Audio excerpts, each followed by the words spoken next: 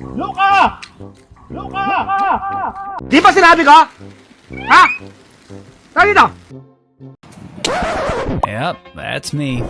You're probably wondering how I ended up in this situation. Ito na po, Daddy. Sorry po. Tara dito! Di ba sinabi ko sa'yo? Di ba sinabi ko huwag ka lalabas? Animoy batang sinundo ng kanyang istriktong fur dad ang asong si Luka. What the dog doing? Nang pilit pa rin itong lumabas ng kanilang bahay sa kasagsagan ng Bagyong Karina sa Orani, Bataan noong July 24, 2024. Luka!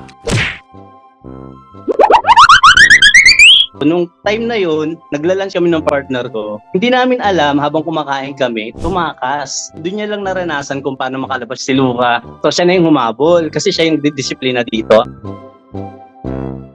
Di ba sinabi ko huwag ka lalabas? I deserve an explanation. I need an Sige na nga. Sa kakulit mo? Sorry na po. Ano? Madalas kasi nilalakad ko siya since sunod-sunod yung ulan during those days, hindi siya nakalabas. Gumagawa siya ng paraan para makalabas siya. Alam niya kung paano buksan yung sliding door namin. Nilinaw naman ni Jomet na kailanman hindi nila napado ang kanilang fur baby. Props lamang daw iyon bilang panakot sa pasaway nilang alaga. Never niya talaga nagamit yan at never namin naisiluka. Para lang ba meron lang siyang nakita na, uy, galit na yung daddy ko. Sorry na po. Yung partner ko sobrang galit kasi natatakot siya eh. Siyempre hindi naman natin masasabi na lahat ng tao magiliw sa aso. Ayun na raw ang ikatlong beses na nakalabas ng bahay si Luka. Behave na po ako. Yung first two instances, nung nakatakas siya, hinahabol ko siya, kala niya nakikipaglaro ako, tumatakbo siya palayo sa akin. Meron kaming part sa bakod na may mga butas, hindi namin alam na may i-squeeze niya yung sarili niya dun para makalabas. Gusto niya talagang maglaro sa labas, kasi nga wala siyang kapatid, mag-isa lang.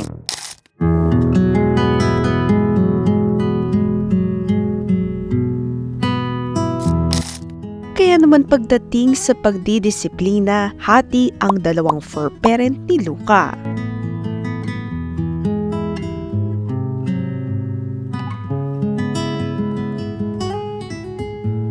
Siya kasi yung more on, pag may nagawang mali, siya yung nagsasabi ng, huwag mong gawin to ito yung dapat mong gawin. So nakikinig sa kanya. Ako naman yung type ng fur parent na ako yung nagko-comfort. Kunwari, napagalitan siya, sa akin siya pupunta, sa akin siya magsusumbong. Sa pananalita naman dinadaan ni Jomet at ng kanyang partner ang pagdidisiplina kay Luka nang sa gayon ay hindi na ito umulit sa pagtakas sa kanilang bahay.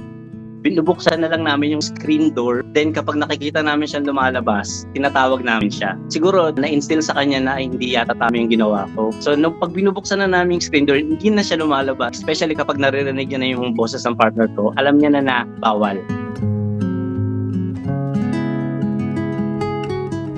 Mariing paalala ni Jomet na hindi solusyon ang pamamalo sa pagdidisiplina ng mga alaga. Never hit your fur babies. Ayun yung one golden rule namin. Wala silang sense of accountability. Kaya it's our job, it's our responsibility to instill on them na pag may mali sila, maging patient tayo para ituro yun sa mga fur baby natin. Just be patient and love our fur baby unconditionally.